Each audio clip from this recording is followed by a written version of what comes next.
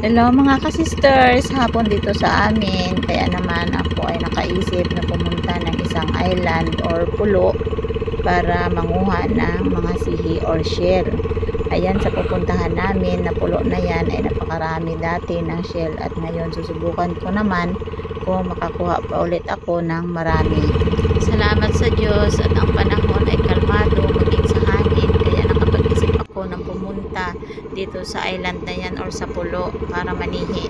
Ang tawag pala sa island na yan or pulo ay Aslom. Kung minsan ay pupunta kami dito para mag-picnic, makapag-banding, pero hindi kami pumunta ngayon dahil ang panahon ay pabugso-bugso, minsan kalmado, minsan malakas. Kaya nagkataon na ako ay pumunta dito dahil ilang araw ko nang napansin na medyo humibas or kumakati. Ayan, kaya nakapag-isip ako magpunta dito dahil dito nga ang medyo marami-raming makukuha ng shell or sihi. Tinukoy ko sadya dito na pumunta dahil sa amin may katihan din or hibasan, kaso nga lang sa dami ng nanghihibasan or nangangatihan, halos isang sihi hindi ka makakita dahil mas marami pa yung tao kaysa sihi or shell. Tamang-tama yung oras ng pagpunta namin dito dahil pag karating namin dito sa island na to ay kati na talaga at ako'y nagmamadali para kahit papaano ay makarami ako ng kuha dahil hapon nga ang katihan dito at naisip ko baka abutan kami ng gabi ay napakahirap dahil medyo malayo pa ang aming pinanggalingan. Habang binabaybay ko nga pala ang kahabaan ng buhanginan na to ay naisip ko nga pala ay wala akong videographer dahil si Aya at si Hana nasa school at ayan, ako na lang at sarili ko na lang talaga lagi ang pinagsiselfie-selfie ko at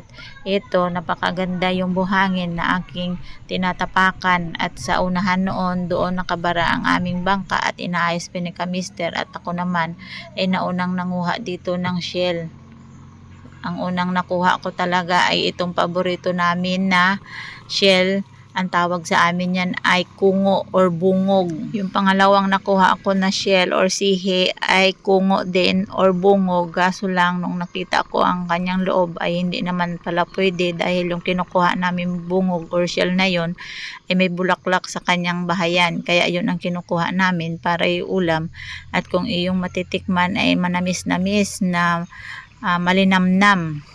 So habang iniikot ko yung kabatuhan dito, hinahanap ko yung gusto kong makita na shell dahil dito talaga sa pwesto na to ang maraming nakukuha kami na shell na ang tawag sa amin ay bulalo, yung may takip sa bunganga. Ayan, habang tumatagal nakakita ako ng mga sunod-sunod na nasihi at yung nakita ko na sihi ay dati nung una ay kinakain namin ito at nung nabalitaan namin hindi pala pwedeng kainin ay hindi ko talaga din kinuha kahit sabihin nakatikim naman kami niya noon, pero baka sinang-ayunan lang kami ng panahon o binigyan lang kami pagkakataon ng Diyos na mabuhay dahil ang balita noon ay hindi daw pwedeng kainin yun dahil nakakalason daw. Hindi nga nagtagal ang aking paglakad-lakad sa palibot ay nakita ko rin yung gusto kong makuha na shell or sihi at ito nakita ko yung ang tawag sa amin ay saang or yanga-yanga. Iniwan ko si Kamister doon sa unahan dahil ang sabi ko sa kanya magdala ng goggles at saka yung sibat para siya naman ang magsisi doon sa unahan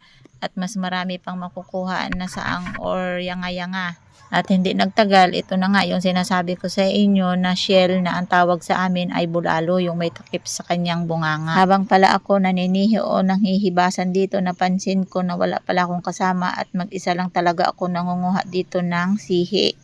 So sa unahan may napansin ako na nag-uumpukan na mga hito na maliliit. Kung makikita ninyo ay napakaitim at iba-iba ang forma nila dahil nagagalaw nga sila at kapag nakikita nila na may tao, ayan, magkahiwa-hiwalay ang iba pero hindi talaga sila tuluyang nagkahiwalay dahil ang gusto ng mga hito na yan na kung saan pumupunta yung isa doon din ang kalahatan. Hindi pa man ako tumatagal dito sa paninihi o panghihibasan, napansin ko habang tumatagal ay parami ng parami na nakikita ko na sihi.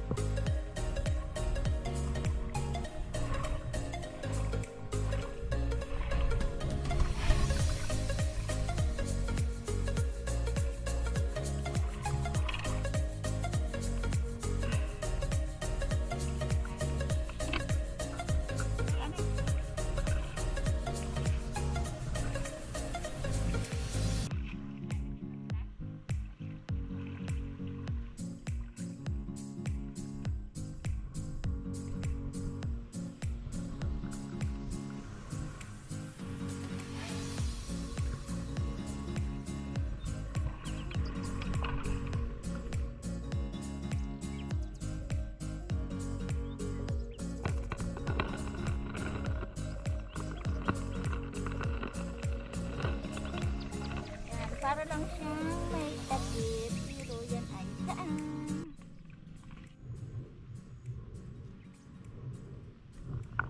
So ayan mga ka-sisters, yung nakuha ko na shell.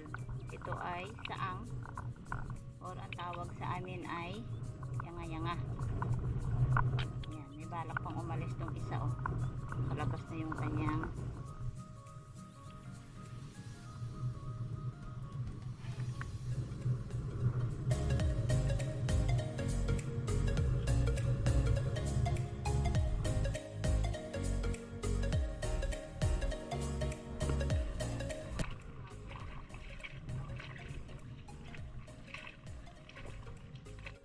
So ayan mga ka-sisters, dahil marami na rin akong nakuhang shell at papunta na ito sa gabi. Ayan, dali-dali na kaming uuwi ni ka-mister dahil mahirap kung maabutan kami ng gabi dito at wala kaming dalang ilaw or flashlight. At saka ang balak lang talaga namin ay mangatihan lang at hindi mangilaw sa gabi.